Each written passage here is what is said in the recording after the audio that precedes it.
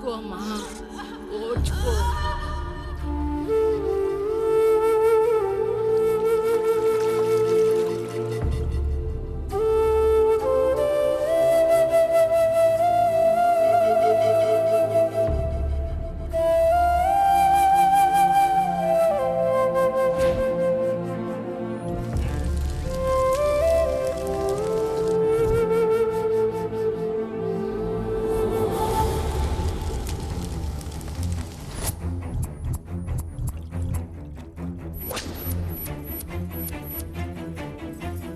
కొంచెం ఓర్చుకో, ఒక గంట ఆగితే ఆ దేవుడు కరుణిస్తాడు.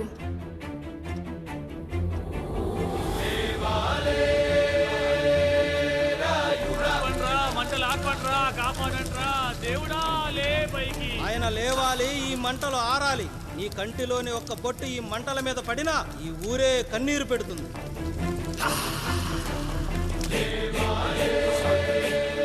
ఈరోజు మన ఊరాచారం నా వల్ల గోదావరిలో కలిసేలా ఉందిరా.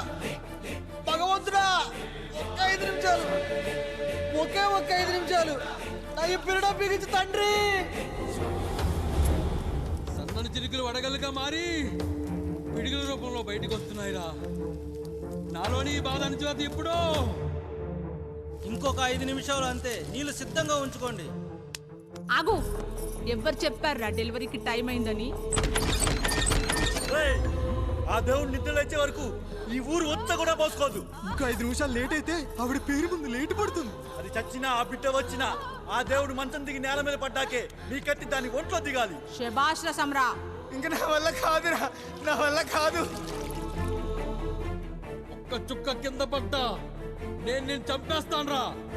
గొంతులో ప్రాణం పైకి పోవాలి గాని గుంటలో నీళ్లు కిందకి రాకూడదు. దేవుడు లేస్తాడు, 5 నిమిషాల్లో లేస్తాడు. ఓర్చుకో.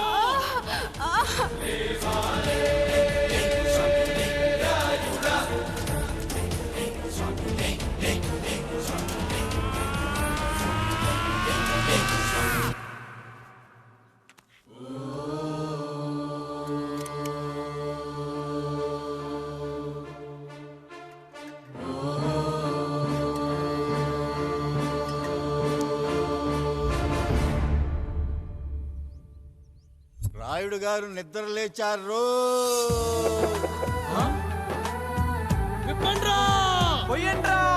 నువ్వు శారదా లగెత్తండి.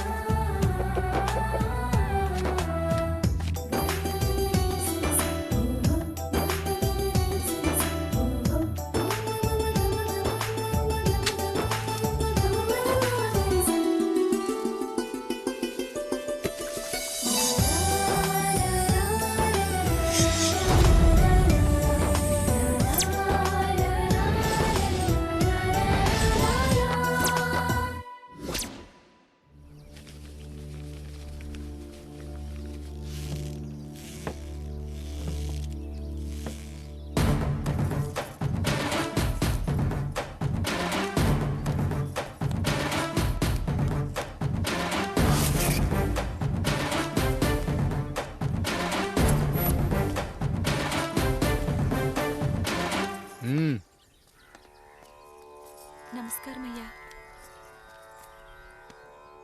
అయ్యా, మన ఈరిగాడికి సంవత్సర క్రితం పెళ్ళయిందయ్యా. మొన్నటిదాకా తాడు బంగారంలో ఉన్న వాళ్ళ జీవితం ఇప్పుడు తాడు ఫ్యాన్లో మారిందయ్యా. తన భర్తకి తల్లిదండ్రులు ఎక్కువయ్యారయ్యా. కట్టుకున్న భార్యకి చీర కొనడం కంటే అమ్మా నాన్నలకు మాత్రం మందులు కొనటమే తన సంతోషం. పొద్దున లేచిన దగ్గర నుంచి తల్లిదండ్రుల పనులు పెళ్ళ ముద్దు ముచ్చట తీర్చట్లేదని తల్లిదండ్రులను వృద్ధాశ్రమంలో చేరిస్తే తను తన భర్త సంతోషంగా ఉంటామని వీరిగాడి భార్య సావిత్రి రచ్చబండి ఫిర్యాదు చేసిందయ్యా. చూడమ్మా, ప్రతి స్త్రీ జీవితం 3 ఆకులతో ముడిపడి ఉంటుంది. పెళ్లిల్లో మావిడాకులు, శోభనం గదిలో తమలపాకులు, ఆ తర్వాత భర్తతో విడాకులు. మావిడాకులు గుమ్మానికి కట్టొచ్చు, తమలపాకులతో కిల్లీలు కట్టొచ్చు, కానీ విడాకులతో కాపురాలను కట్టలేమమ్మా, కట్టలేం. నన్నేం చేయమంటారు? నాకంటూ కోరికలుండవా?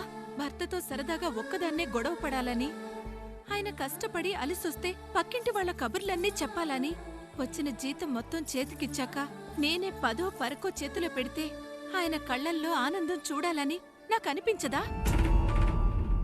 ఎంతసేపు అమ్మా నాన్న అంటూ వాళ్ళ కొంగు పట్టుకుని తిరగడమే తప్ప నా పైట పట్టుకుని తిరిగిందే లేదు. నాకు విడాకులొద్దు, నా భర్త నాకు కావాలి. ఎరా, నీ భార్య చెప్పింది విన్నావుగా, ఏమంటావు? అయ్యా, మీరు నా వైపు కూడా ఆలోచించండి అయ్యా. 9 నెలలు నా తల్లి కష్టపడి కనీ పెంచితే 20 ఏళ్ళు నా తండ్రి నన్ను పోషించాడు. నిన్నగాక మొన్న వచ్చింది. ఇది మమ్మల్ని విడదీయాలంటే ఎలాగయ్యా? నాకు నా పెళ్ళం కంటే నా తల్లిదండ్రులు ఎక్కువయ్యా. మరి పెళ్ళెందుకు చేసుకున్నావురా? పక్కూళ్ళో పనికెళ్తుంటే అక్కడ మెస్ భోజనం పడట్లేదయ్యా. వెళ్ళామంటే పని మనిషి అనుకుంటున్నావారా? అసలేమనుకుంటున్నావురా? ఆడదంటే నీకంటే చిన్నదవుతే చెల్లవుతుంది, పెద్దదైతే అక్క అవుతుంది, పెళ్లి చేసుకుంటే భార్య అవుతుంది, ఆ తరువాత తల్లి అవుతుంది. మగాడేముందిరా, ఆఫ్టర్ ఆల్ తండ్రి అవగలడు. మగాడు పురుషుడు అని పలకాలంటే పెద్ద కష్టమేమీ లేదు. కానీ స్త్రీ అని పలకాలంటే నోట్లో కండరాలు, నాలుక అష్టవంకరలు తిరిగి కష్టపడాలరా. స్త్రీ జీవితం కూడా అంతే.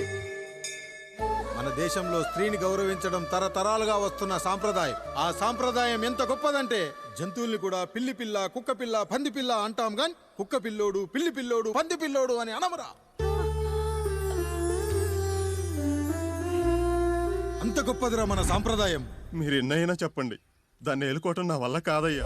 రేయ్, కడుపులో బిడ్డ ఆడపిల్ల అని తెలిసి ఉంచాలా ఊడ్చాలా అని ఆలోచిస్తుంటే పుడతామో చస్తామో తెలియని పరిస్థితుల్లో ఎలాగోలా పుట్టేసి పెరిగేసి ఎదిగేస్తున్న టైంలో తను పుట్టింది తన కోసం కాదు, ఎక్కడో పుట్టిన ఏదో కోసం అన్న విషయం తెలిసాక అమ్మ నాన్న కలిసి 1 కిలో లడ్డూలు, 1 కిలో చెగోడీలు పెట్టి దున్నపోతు లాంటి ఓ పెళ్లి కొడుకును తీసుకొచ్చి తల దించుకొని పెళ్లిలో కళ్ళు దించుకొని శోభన గదిలో పడుకుంటే గుండెల మీద తాలి బరువు, శరీరం మీద వాడి బరువు మోసి మోసి వాడు వేసిన విత్తనాన్ని 9 నెలలు మోసి మోసి ఓ పండంటు బిడ్డకు జన్మనిచ్చి ప్రతిరోజు కోడి కంటే ముందే నిద్రలేచి నుదిటిన బొట్టు పెట్టి, వాకిట్లో ముగ్గు పెట్టి, స్టవ్ మీద గిన్నె పెట్టి, అందులో పాలు మరగబెట్టి, కాఫీ పొడి టీ పొడి కలిపి పెట్టి, పిల్లల నోటికి తిండి పెట్టి, వాళ్ళను బడికి ఎల్లగొట్టి, నిన్ను ఆఫీస్కు తరిమి కొట్టి, ఒక చేత రిమోట్ మరో చేత కత్తిపీట పట్టుకొని ఛానల్స్ మార్చి మార్చి కూరగాయలు తరిగి తరిగి 11 గంటలకు మా ఊరి వంట, 12 గంటలకు స్టార్ మహిళ చూస్తూ, వీటి మధ్యలో వంట చేస్తూ కూరెక్కడ మాడిపోతుందో అన్న టెన్షన్ లో బ్రేక్ మధ్యలో అత్తగారికి అన్నం పెట్టి ఉద్దమందారం, ఆడదే ఆధారం, మనసు మమత, గోకులంలో సీత, స్వాతి చినుకులు అంటూ పగలు రాత్రి తేడా లేకుండా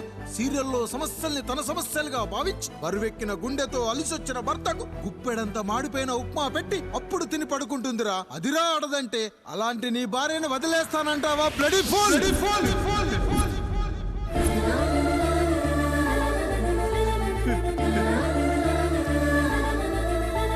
ఒక గుక్కలో ఆడదాని గురించి చెప్పాలంటే నాకు 3 నిమిషాలు పట్టిందిరా. 3 ముళ్ళేసిన నీకు ఆడదాని గురించి తెలియాలంటే ఎన్ని జన్మలెత్తాలరా? అయ్యా అయ్యా, నా తప్పు నేను తెలుసుకున్నానయ్యా. నా తల్లిదండ్రులు నేను వదిలేస్తానయ్యా. నా పిల్లల్ని నాకు ఇప్పించున్నాయ్యా. నువ్వు తప్పు మీద తప్పు చేస్తున్నావు. నీ భార్యను తిరిగి ఏలుకోవడానికి నీకు హక్కు లేదు. ఈ రాయుడు తీర్పిస్తున్నాడు.